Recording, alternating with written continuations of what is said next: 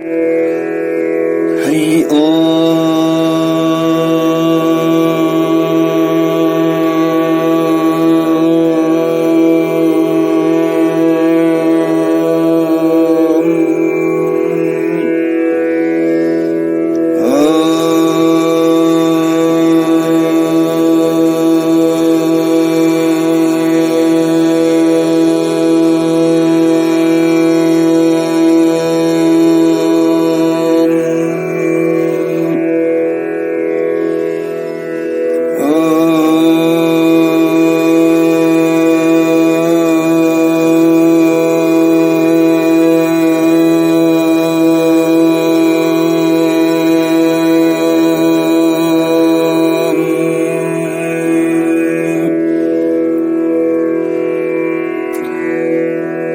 Sri Sadguru Paramatmane Namaha.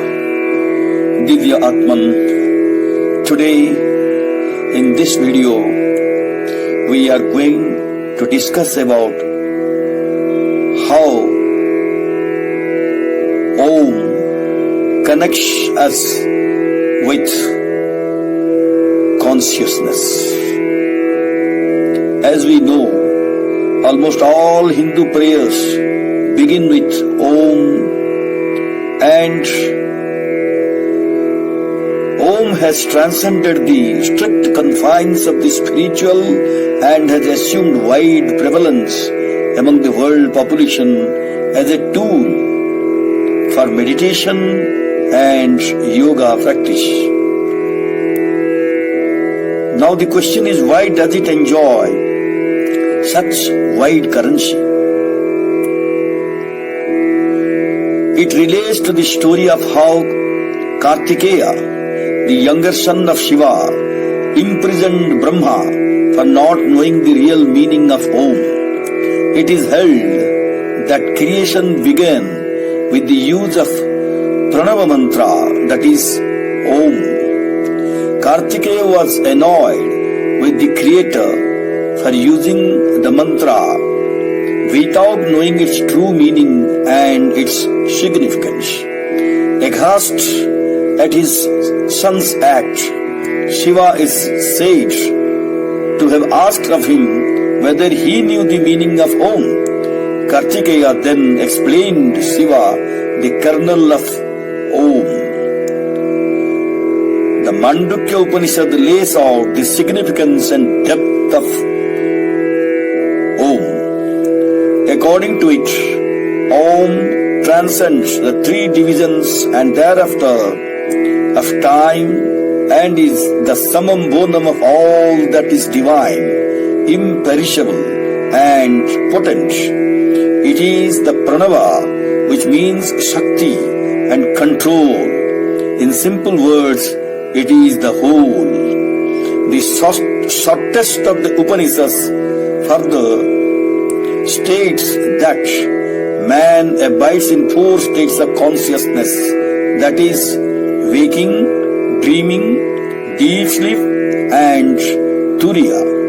The first three states are denoted by the sounds of, as in agnostic, U and Ma, which, when conjoined, form the syllable Om.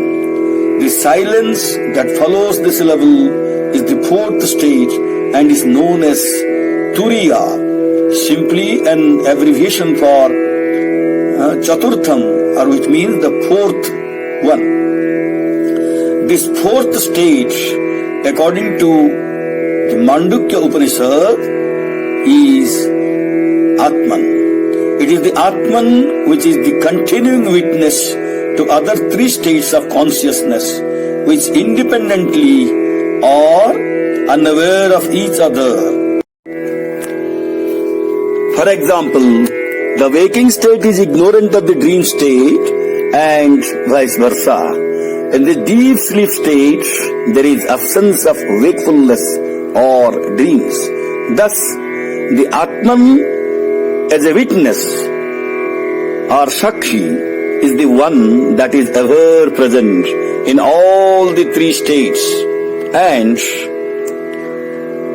the Mandukya Upanishad verse 2, it avers Ayam Atma Brahma, meaning Atman is Brahman, the truth, the one that is omnipresent, omnipotent and omniscient. The Atman, which is signified by Om, is described by positive and negative affirmations. The positives are its quintessential tranquility, its auspiciousness and non-duality. The negative affirmations are that it is unseeable, ungraspable, uncharacteristic, unthinkable and indescribable. This Atman is deemed to be the fourth stage which has to be contemplated upon and studied. Thus, the chanting of or contemplation on Om enables us to relate to the fourth states of consciousness and takes us to the truth. The chanting of Om makes us conscious of our waking state and vibrates the Vishuddhi, Ajna and Sahasrara chakras. The chanting of U activates the Manipura chakra and the chanting of Ma acts on the Swadhisthana and Muladhara chakras. The chanting of Om activates and balances all chakras, thus leading to optimization of the autonomic and limbic systems of the nerves. On a phenomenal level, it can be noted that Om can be uttered only during the expiration of breath, probably signaling how human beings have to rid themselves of the various toxins of senses and ego to attain the realization of the truth. Hari Om